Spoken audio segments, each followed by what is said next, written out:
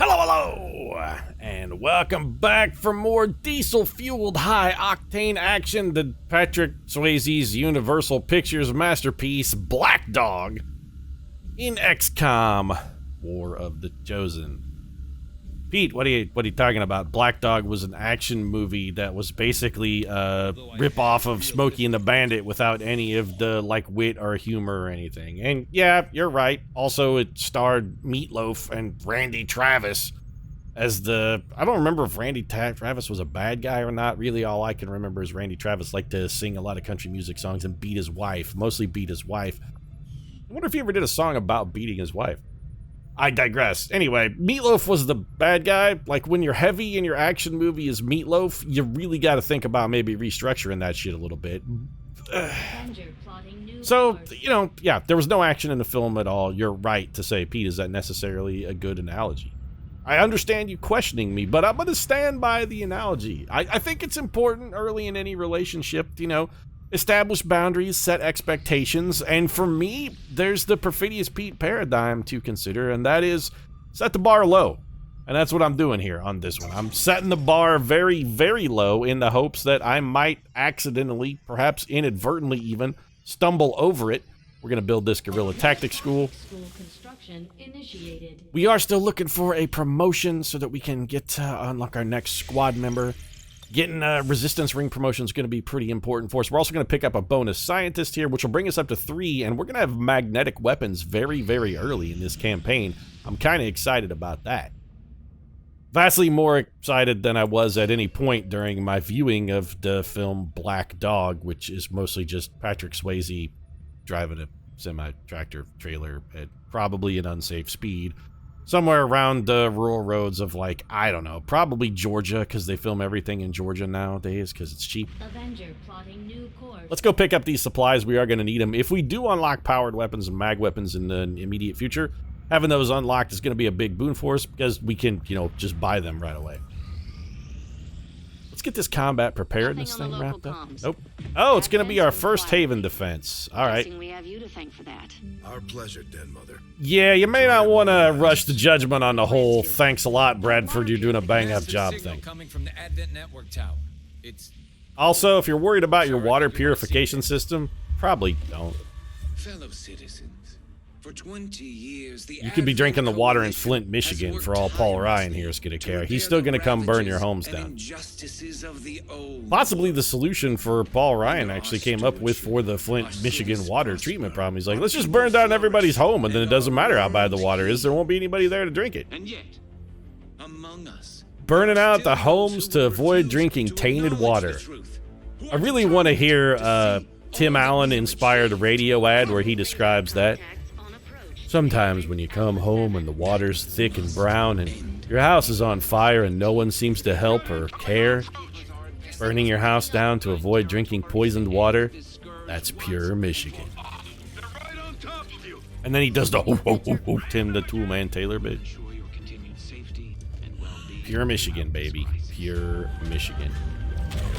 When's he gonna do the bit where he's trying to lure Canadian dollars down over the border because he wants people from Canada to come shop in Michigan so they can avoid paying the higher sales taxes and whatnot in Canada? Be like, avoiding your civic duty and paying taxes to America instead of Canada, coming down for our superior selection of products and goods.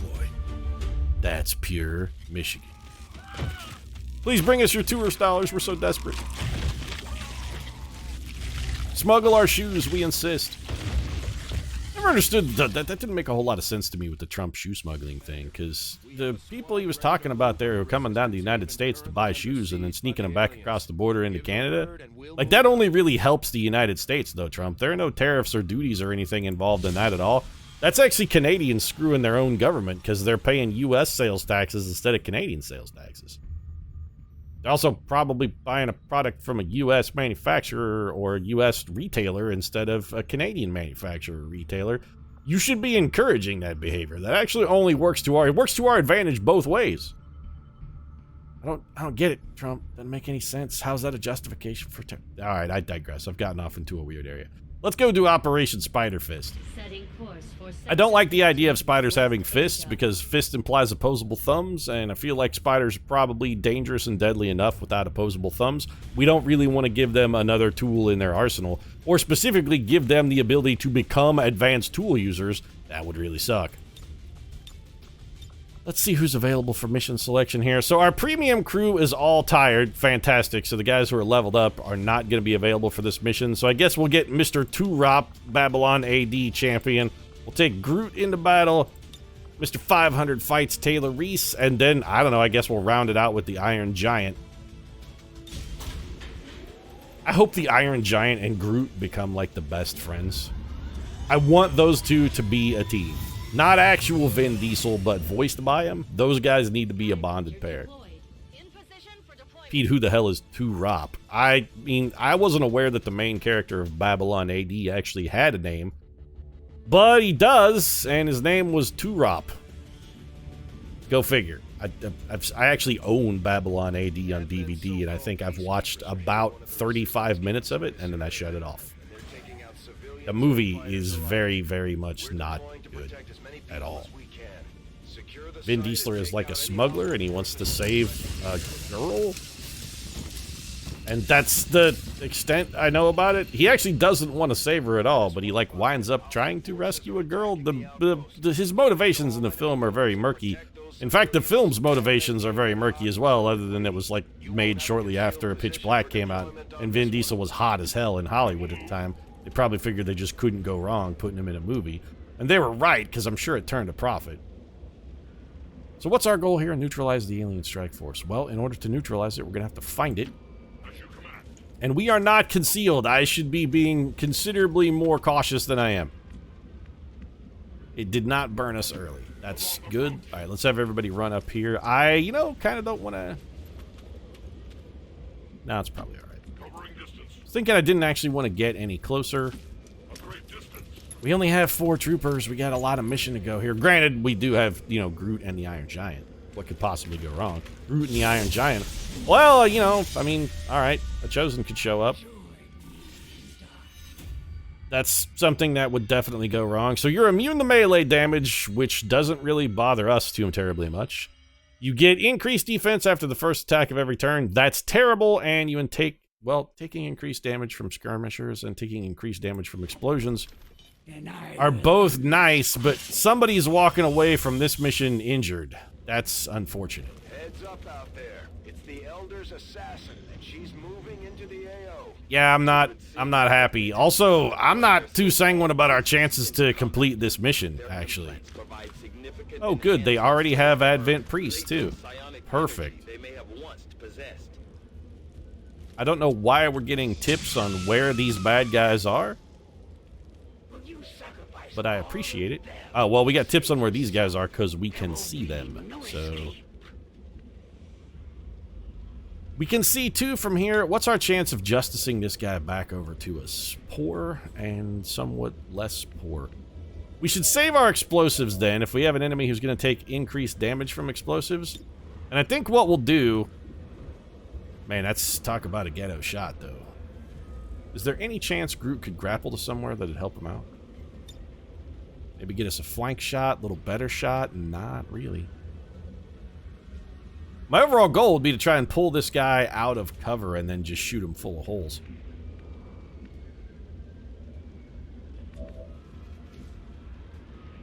You actually can't clear this fence, though? Why not?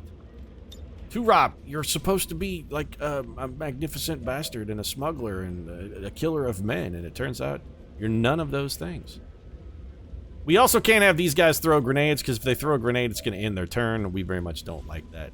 What's your chance to grapple this man? Like, the base chance on this seems shockingly low. Well, we may as well have you move then. One of you guys is going to have to bite the bullet and pull a dude out of cover here. 53, 57. These shot percentages are fucking terrible, though. Alright, Reese, we sort of needed that one, actually. But congratulations on destroying a tree. So, I mean, you killed a living thing. That's great. bring the Iron Giant around. He's going to get a flank shot at this guy. That's going to be about the best we can do. It was a critical, but the critical still only hit him for 4. That's real bad. Alright, Groot. Let's get you up here. And I think, Groot, you're just going to have to whip a grenade at this man. I hate to use one early, but we still got the Chosen to deal with. Ideally, we can maybe make you move out away from that car, get some Overwatch at you or something. Our boy Reckoner here. Alright, Turop. What's your gun percentage here? 60. What's your chance with the Justice? 70. We're going to go for the Justice because it's just higher percentage and will encourage that unit to move after we've hit them. Get ribjacked. Alright, didn't kill him, but it did put him in stasis, which means we have one uncontrolled trooper and a guy who's going to come out of stasis. We're in deep shit here. Like, we're probably going to lose a Vin Diesel. You're going to get flank shot. Oh, you're going to put us in stasis and potentially save a life. Although, if the Chosen Assassin comes out while we have a unit in stasis, that's objectively terrible. Set yourself on fire. How did you not set... You're going to kill a civilian? Ordinarily, I would have been harshly critical for your civilian murdering policies, but in this instance, I'll allow it. Maxim Sidorov, not quite so lucky. Chosen Assassin is on the move. Car's gonna explode. So we need to kill this man, and then also we gotta finish off this man. Who can get a... Okay, so, like, we could bring you up here and have you take a shot at this guy, which is lovely, except for the fact that it leaves you really strung out. You know what? We gotta start taking advantage of this. Our first shot doesn't necessarily end our turn. We can afford to take some lower percentage chances here, just because we've got those chances twice. Doesn't really help when we do the second one, then it also comes up a blank, though. I'm thinking we're probably going to have to throw a grenade at this man. Yeah, 54% is simply unacceptable. We'll take the move, throw the Granado. We're all spread out. If the Chosen Assassin springs the ambush this turn, we're in more than a little trouble. 60% hit percentage is, frankly, unacceptable. Run over here and put one in his mouth, Iron Giant. Just give him... There you go. Can't miss. That's what we like.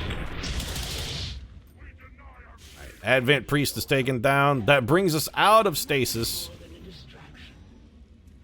What are you guys doing? Murdering more civilians? Okay. Wei Yanwan was killed. We have yet to rescue any civilians. And we're good. This turn we're going to be dealing with the Chosen, almost certainly. No, not yet. How many civilians are dead? 3? We gotta save 6. So we have 4 turns of civilian murder before we're shit out of luck. Groot, can you pop that pod? You did not activate the pod, though. Well, this is gonna be the turn that the Chosen Assassin comes up, so let's huddle up. This is the turn. Overwatch will not help us, but what we can do is reload. So that at least everybody has a full clip. I stand ready. I am watching. I'm very unhappy. I'm a little less unhappy that we managed to have 3, or I have a couple guys on Overwatch for the turn. This guy popped out. I'm very much not happy that he popped out with the possibility to bum rush us and hit our entire squad with one swipe of his gigantic Doom Claws. Stop murdering civilians, you bastard. Also, where the fuck is the Chosen? None of you took reaction shots, though.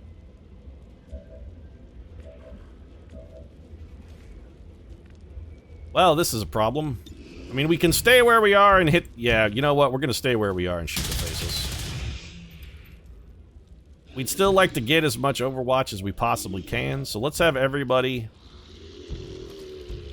If we can have everybody take one shot and connect and kill the faceless and then reload at the end of it, we can end this still with full clips. We'd still like to end with full clips if at all possible. Please don't miss this shot, Groot. Alright, well, Groot got the faceless.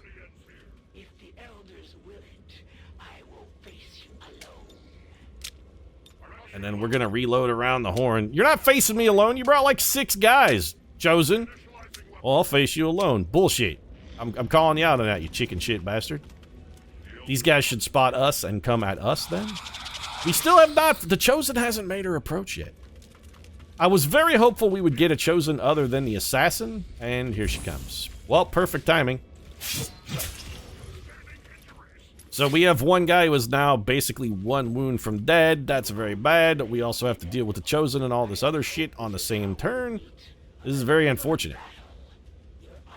The only way we're going to get out of this one, I think, without serious problem is if the Chosen does us a gigantic favor and retreats to high ground so that we can run up next to her and get almost can't-miss shots with the grappling hook action. Well, setting herself on fire was actually quite helpful. The elders have been too lenient with you. So, undaze this man. We patched Groot back up. We really should have brought a med kit as well. Yeah, we really do. Okay, hold on a second. How many people can we actually see from this? Okay, we have 1 flank shot. Before we start taking these grappling hook moves, we can't trust the grappling hook preview because it's usually wrong. So, see, it was actually wrong there because it said we'd be able to see that sectoid, and we can't. But we did get the kill there. That will potentially save us a civilian.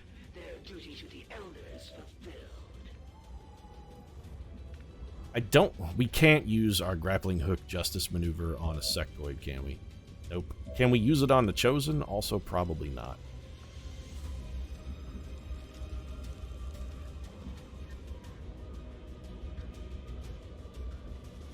A move doesn't really help us here. This will give us a flank shot, but it leaves us out in the open. Man, the Chosen is going to be almost unstoppable for us, though. Good shot. Our critical still only did 5 damage, which is not anywhere close to enough. Iron Giant, you got another one in you, buddy? We managed to save 1 civilian. Congratulations. The mission is a complete and total failure. We saved literally 1 person. Okay, we got the sectoid down. We can't have anybody being by themselves. You can't grapple.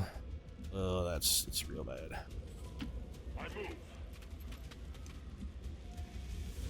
And I guess we'll put you on Overwatch. Not that I expect it to help. Maybe the fire can do our dirty work for us.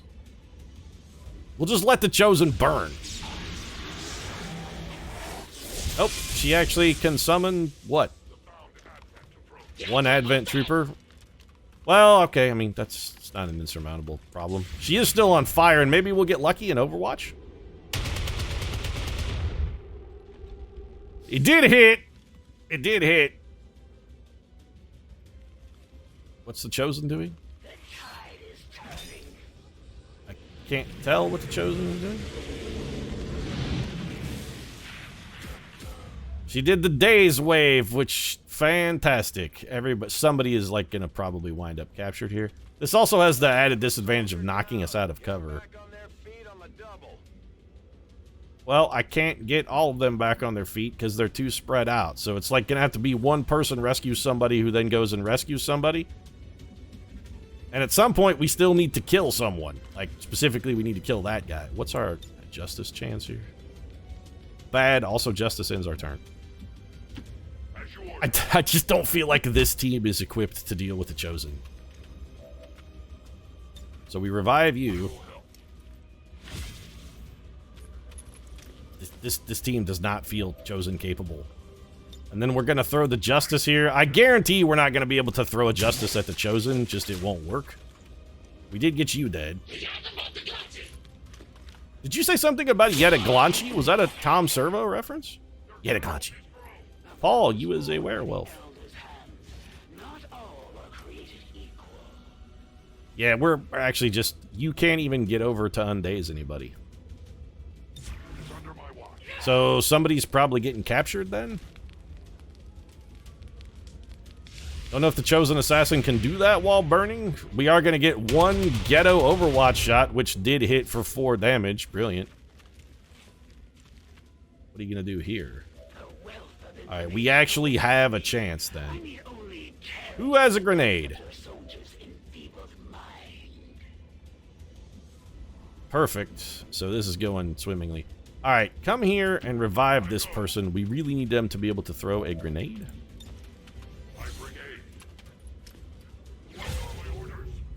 Come on, Taylor Reese. You're supposed to be a tough guy, man. You've been in 500 fights. You can't throw a fucking grenade, though. And you have to double move to get out of... You gotta be shitting me. Well, if we leave anybody dazed, we're just... That's it. Fight's over. We're completely boned. Yeah, so these guys don't fare well against the assassin. Great shot. Low profile actually just makes you harder to hit, right? Yeah. So you're basically, by a dazed trooper, fucking impossible to hit. What we should have done is we should have had the Iron Giant throw that grenade before we took a shot. Now we've got her in the open. We may... You know what? Yeah, that's fine. Vanishing Wind is acceptable. Please go away. That's perfectly acceptable. Please stop hurting me. Don't hurt me anymore. Don't hurt me anymore, Daddy. I've had enough. Skirmishers, especially a squad of all rank 1 skirmishers, not really suitably equipped to deal with a Chosen.